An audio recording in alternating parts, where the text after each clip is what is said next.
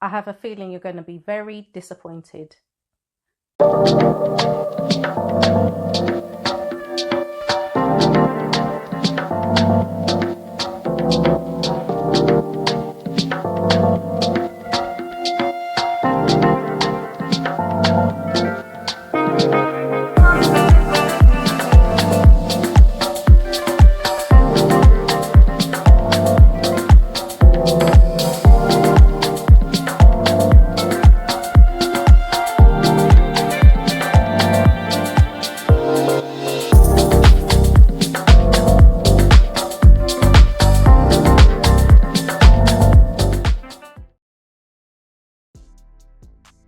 Hey guys, I hope you're all doing well and that you had a great week.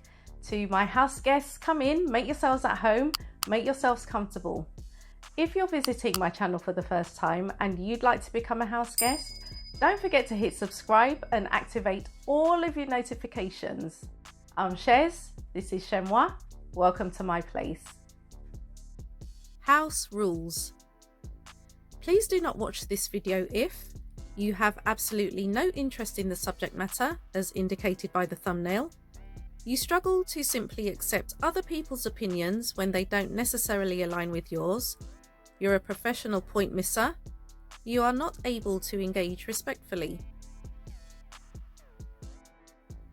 Remember that there are countless other channels that cater specifically to your needs and preferences. Therefore, please feel free to exit this video and engage with their content instead.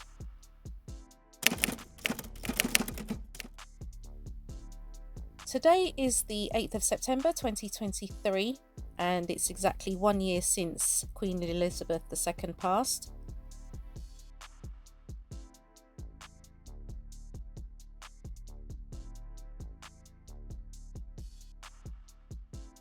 In the last 7 to 10 days, a lot has happened, and I'm going to look at a few of those things in this video. So, in my previous video, I was curious to know about the progress of William's initiative to tackle the homelessness crisis in the UK. Well, Stephen Bartlett, the guy who hosts the Diary of a CEO podcast and also appeared as a dragon on Dragon's Den, was happy to provide an update on his socials yesterday. Now, as someone who's experienced homelessness more than once, I must say that I am happy that a spotlight has been shed on this now, and I just hope it gathers momentum and that we actually do see a positive and lasting change in this country, and that, you know, when they hit obstacles, that they don't give up. I mean, this is an overwhelming problem that we do have, and it's not just in this country, but it's a global crisis. I'll be interested to see what happens. On Wednesday the 30th of August, Mohammed al-Fayed passed away. Now I specify the date because it's 1 day shy of the 26 years since his son Dodi passed with Princess Diana in the car incident, I'm not going to call it accident, car incident in Paris. He was 94 years old. Now, to my knowledge, not much was said about this on TV. If it has been, you know, you can direct me to some news reports in the UK. But then I wouldn't expect it to be, because the British establishment, who effectively run the media, absolutely despise this man. And to be fair, he despised them. The former owner of Harrods and Fulham Football Club applied for British citizenship twice in the 1990s and was refused on both occasions. Now, if that doesn't tell you a story, I don't know what will. Last weekend, a young couple were out enjoying themselves at the Beyonce concert in Inglewood, California, and it didn't go unnoticed, as there were ample amounts of camera phone footage posted online by other attendees. Beyonce just texted. Really meant. Shut up. Just checking in. Just checking in, just casual. I still can't believe she knows who I am. As usual, however, the British media took this as an opportunity to disparage Harry and Meghan, from accusing Meghan of twerking to saying Harry was disrespectful for daring to enjoy himself around the anniversary of his mother's passing. Fair point. He might well have been saying that and not making a dig at the royal family, but the problem is now that everything he does, because of his history writing the book Spare and the last documentary and the Oprah interview and everything else, is seen through the prism of him having a dig at the royal family, and I think people are a bit sick of it. So I wonder whether he would ever be able to turn it around now. I mean, I've said it for years. I think they have to go away for a little while and do some behind-the-scenes work. But, you know, they are pretty shameless. You know, it's Mohammed al-Fayed dead a day after the anniversary of Princess Diana's 26th, death anniversary, and Meghan is shaking her tail feather at the Beyonce concert and losing her mind. It's like, to me, it's the perfect example of why they did not fit into the royal family. They don't understand the concept of common sense when duty, something's appropriate. Restraint. It's unfortunately, you do have to have a level of narcissism to be in the royal family and to be a success, but you can't out narcissist other members, and they do. We're going to save the video that you've exclusively given us, Kinsey, till the end. We're going to do the best till last, because we've got a couple of other stories that I want to explore with you first. But I've got a couple of tweets for you, Kinsey, as well. Oh, no. Thomas says hello. Hello, Thomas. Says, hello to my green card buddy, Kinsey. So still willing to marry you in order to get you citizenship here in the UK. That's the good news. The bad news is that we will have to put you on a barge for, metaphorically speaking, over the course of the next few years.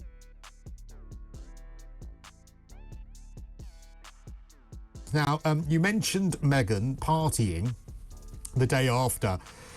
Was it the day after or the day before the anniversary of Diana's death that she was partying? It's the day after Diana's death, but at the time that they were doing this, I know that they knew that Mohammed al-Fayed had passed, and I just also thought that was a little strange to be partying in the midst of those headlines.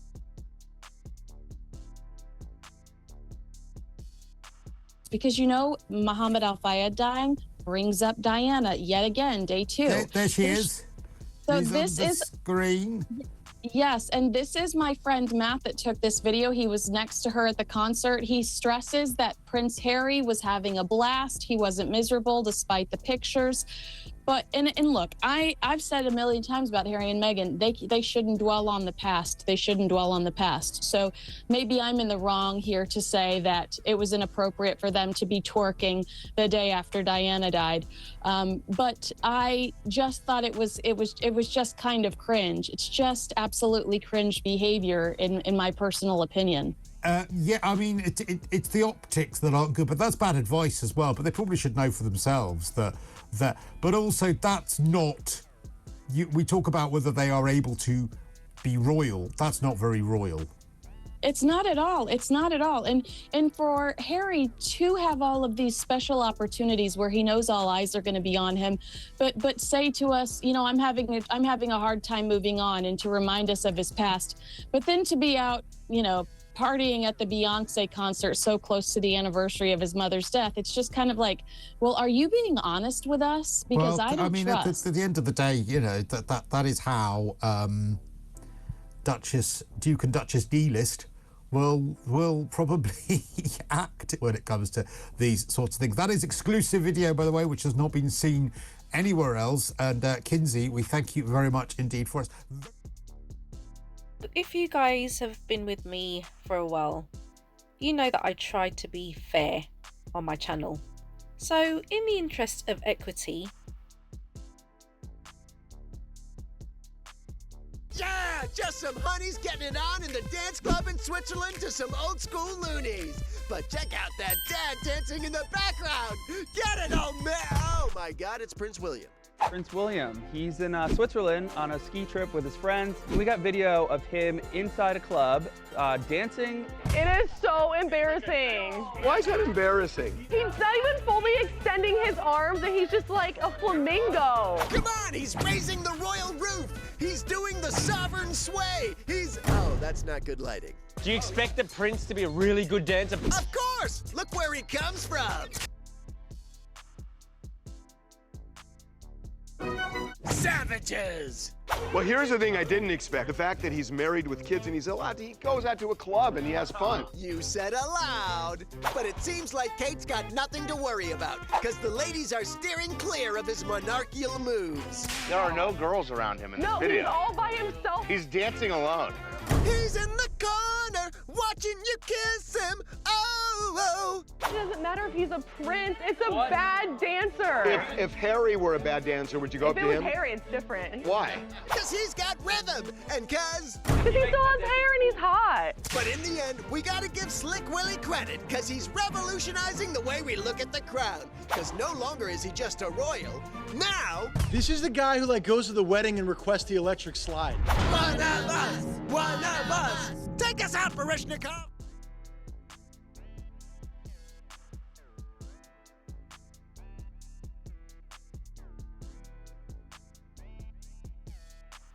Now, although I've seen her name pop up numerous times, I don't know much about Kinsey Schofield, and quite frankly guys, my life is not going to be enriched in any way, shape or form by knowing about her. You know how these so-called journalists love to scrutinise every single thing that Harry and Meghan say and do? I'm curious, how come they don't apply the same energy to their own journalistic output? It was reported that Mohammed al-Fayed passed on the 30th of August, but Miss Schofield is sure that he passed the day after Princess Diana's anniversary.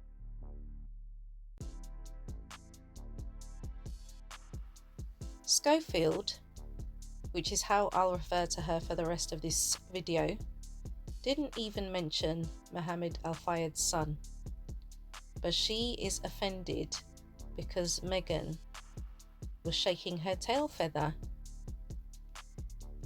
Furthermore, in this same conversation, which I didn't record because it was too long, I wasn't going to record all of it, Schofield stated that the Queen had passed from blood cancer.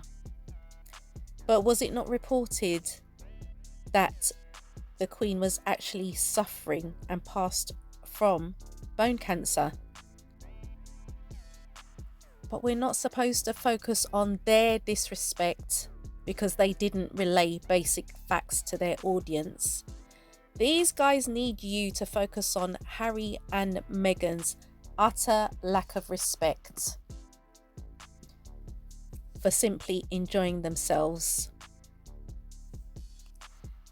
Now, Harry's spoken about it many times, and it's evident that his life from the age of 12 has been forever defined by the passing of his mum. This single event forms the basis of his trauma and why, by his own admission, he's in therapy. He deems it crucial that he keeps the memory of his mum alive for the sake of his children. Now, I don't know about you guys, but I've always considered that life is about balance. And that's going to include periods of joy. But we see from Schofield and her cohorts that Meghan and Harry once again have committed the cardinal sin by actually being happy. Not unlike thousands of others who attended Beyonce's concert.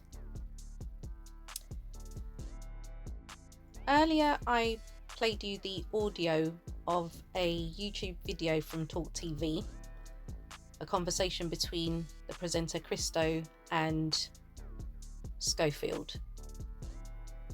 The thumbnail from that video states that the footage of Meghan dancing is exclusive Schofield herself says that she obtained the exclusive footage from her friend, Matt. Let's take a listen to the guy who actually filmed the footage they used, shall we? All right, I hope you guys are ready for some tea because it's hot. I wasn't going to address this and I didn't want to give it light, but you know what? Let's do it. I'm going to start off by saying the UK, girl, evil. The media is evil. If literally the little bit that I've seen in regards to how they get treated, and like it's only been a little bit for me. So let's start off with Kinsey Gate. In 2015, I won a contest for singing on Instagram to attend the iHeart Awards for free. We had all access. At the time, she was a red carpet reporter for the show, so I got to meet her. She was really nice, she was really sweet, and we took a photo. Yeah, it was at the iHeart Awards. Like, there is a literal video. I'll literally loop it right now. I think music is a gift to the world. I got a post on Instagram and I was like, there's no way. Like, I just freaked out. I almost felt. Do you want to be a cool kid today? Because it's really hot out. Did I have a good time? Yes, that is how I know her. We have remained friends on Instagram. That is it. We have not hung out since that day. And another thing, I did not give her the exclusive, and I found out from everybody else. I had no clue that she took my video. I did not give the permission, and I've already submitted a claim to YouTube to take that down. And on another note, I didn't know how right-wing the show she had moved to was. All I know is that she used to like Meghan and Harry, and we used to chit-chat about it online to each other. That is it. That is the extent of the friendship. Nothing else. And on top of that, I thought it was nothing at first. I let it roll over my shoulder. I'm like, was that fucked up that she went on TV and said we were friends on a right-wing show? Like, I am completely opposite. If you look at the videos that I'm posting, it's clear we do not have the same opinion. As for covering my tracks, I know what's on my page. That photo is still there. I went to the iHeart Awards. I won a contest. I loved that day. I kept it up. The reach that the UK is doing right now to try and spin this as if I didn't pay for my own seats and I'm best friends with the right-wing media. Like, none of this makes sense. As for the box seats, I have receipts, and here they are. And they're trying to spin it as if like, oh, I'm just going so hard for them. First off, I'm brown. I know what it's like to deal with racism. I also have married a Brit, so I had those same fears that I was gonna deal with racism. Luckily, I didn't. My husband's family is amazing, loving, supportive. Like, I love them to death. And the claims that I'm a lower level social media person trying to just get attention, first of all, you want the attention. Y'all are all up in my DMs trying to buy the rights to the videos, which I've sold to no one. Make it make sense. So in short, did I tell Kinsey or give Kinsey permission to post that video? No. Do I know Kinsey? Yes. Do I agree with what Kinsey says? Do I agree with her views? No. Do I think that she took the opportunity to try and use the situation to paint a picture a certain way? 100%. But at the end of the day, you're gonna believe whatever you want to believe, so that's just the facts. Come on. This isn't my first time at the rodeo. I've gone viral several times. It's not a big deal, but Jesus, it's a big deal when the UK media is involved. So, there you go, ladies and gentlemen. You have it from the original source. If you want to go to his Instagram account, it is spelt THASKLASSY.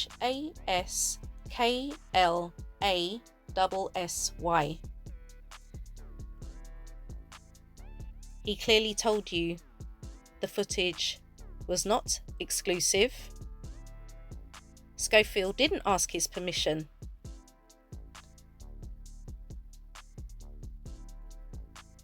Do you want more evidence of the inconsistency of these so-called professionals? If you look clearly at the thumbnail, you'll see that it says Harry and Meghan party days before Princess Diana's anniversary. Now, in the conversation, you clearly heard this woman going on and on about Harry and Meghan at the Beyonce concert after the anniversary. I've already put it in the caption earlier on in this video that Beyonce was in Inglewood on the 1st, 2nd and 4th of September. Were she to hold a concert on the 31st of August, I doubt whether Harry and Meghan would have gone. They're not dumb. The inconsistency is shouting at you with these guys, but they think you're dumb. You say one thing in the thumbnail, well, two things that are incorrect in the thumbnail. It's not consistent with the content of the video. Is it me? Am I going mad? Am I over-analysing? Am I oversimplifying? Because none of this is making sense to me. If it makes sense to you, please let me know in the comments.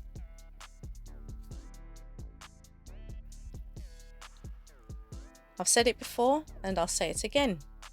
The British media need you to despise Harry and Meghan because negative reporting equals fat pockets. The British media and the British establishment have an unhealthy codependent relationship, but the component they need to make that relationship work is you, the section of society that have to have a reason to wake up angry every single day. If immigrants of colour don't disgust you, whether they're legal or illegal, the other cause of your unhappiness is supposed to be Harry and Meghan.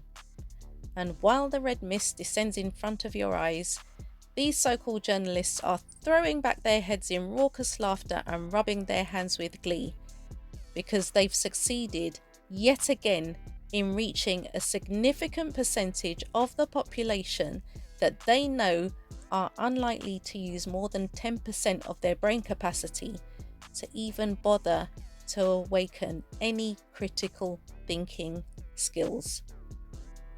Because if you have the audacity to actually think for yourself, these so-called professionals do not get paid. Angry and unhappy. Why have I used those two adjectives? Because if a young couple enjoying themselves on a night out at their own expense, you've not had to pay for it in any way, shape or form, and they're thousands of miles away from you, if that's enough to make you see red, then may I put it to you, with all due respect, that you may want to consider seeking professional help.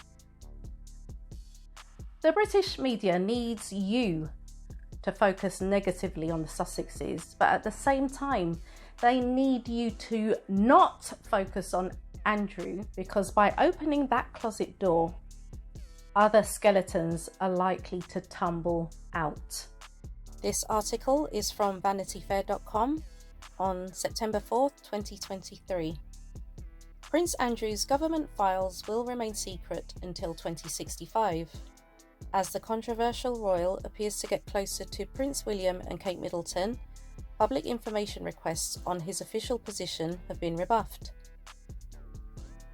The reason, it appears, involves special rules that pertain only to official documents related to the royal family.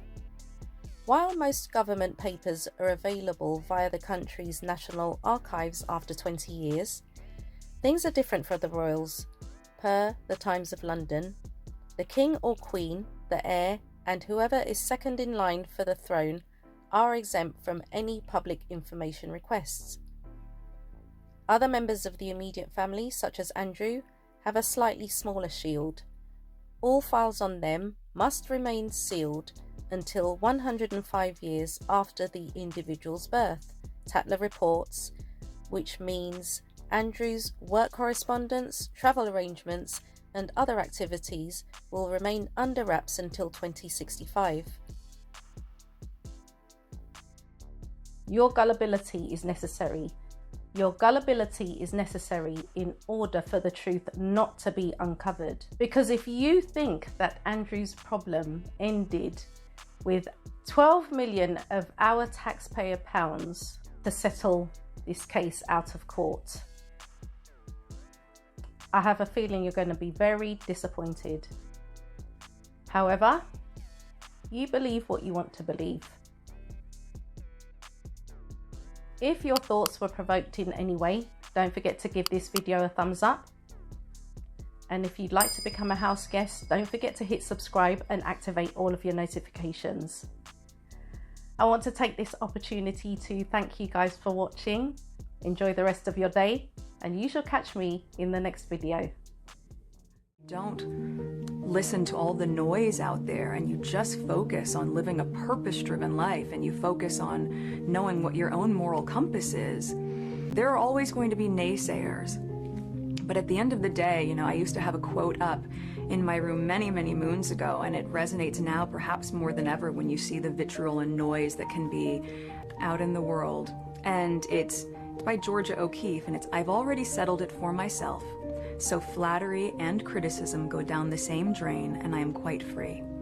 And the moment that you are able to be liberated from all of these other opinions of what you know to be true, then I think it's very easy to just live with truth and live with authenticity, and that's how I choose to move through the world.